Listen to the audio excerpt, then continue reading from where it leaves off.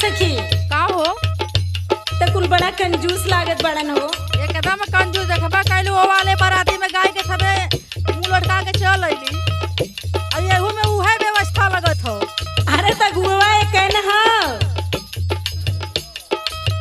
पूरा गांव जिला जवार के अगुए एक कम नहीं करेला ना जाने लू। एकदम जरा थिला लेकिन वो अगुआ बड़ा मशहूर बाड़े। मशहूर बाड़न इतना जाने लू ना। हाँ हो।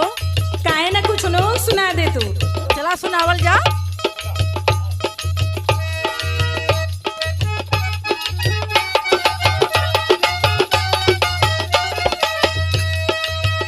चला खाए समोसा बाजारे में चला खाए।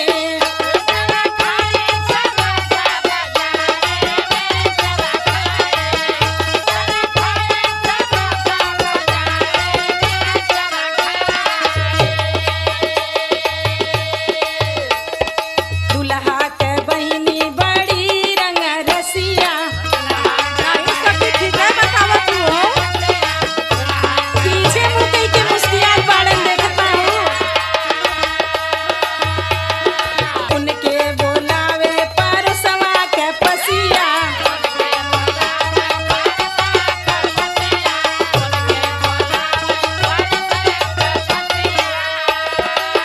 अरे सखी दुल्हा के बहिनी बड़ी फारवर्ड बाड़ी सुना। उनकरे बारे में कुल डिटेल हम निकाल के रखले आइला। ओका पौते बोलावे अन्हारे में चला खाए। चला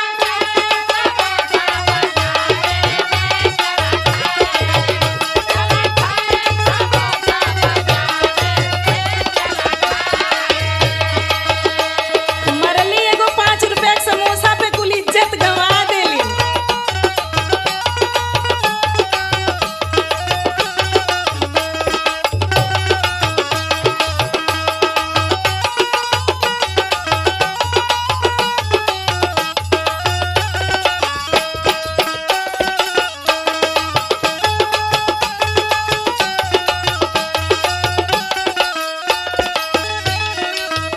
अरे ये सखी का हो?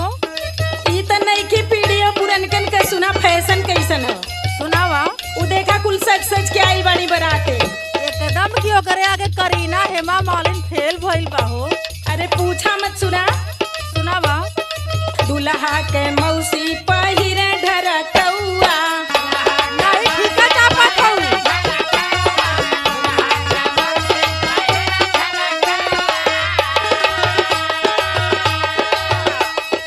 आंख मारे उनके बोलावेला नौआ।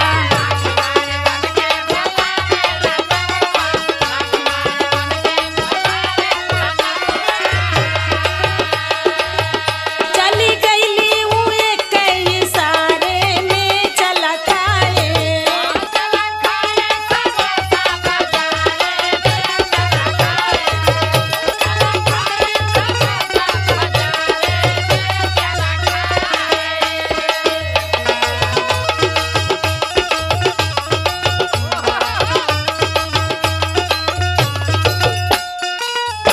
जिया जिया जिया।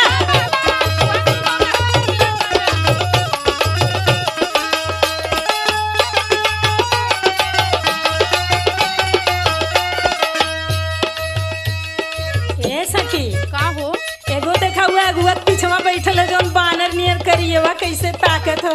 कब से देखा थी सखी बड़ा दाल चियार चियार के देखा था। सुना देवल ले यहू के कुछो। एकदम छोड़िया मत। देखा करिएवा ताक टुकुर टुकुर।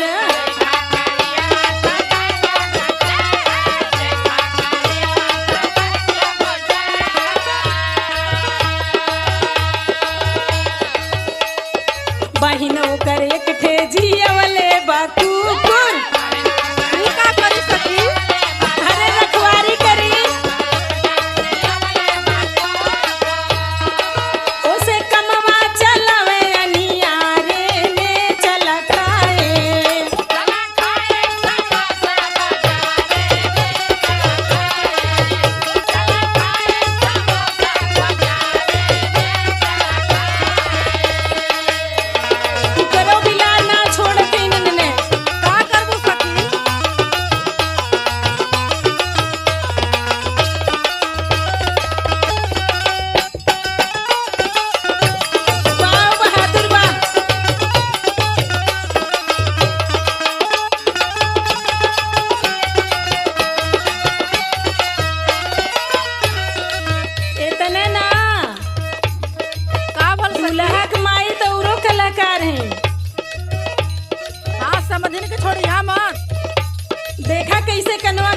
कैसे ताकत है?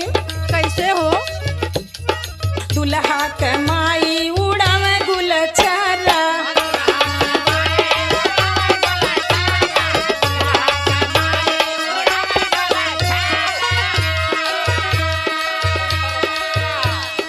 पहिना के चूड़ी फसौलस चूड़ी हरावा। नहीं सखी ठीक है बतावत हो।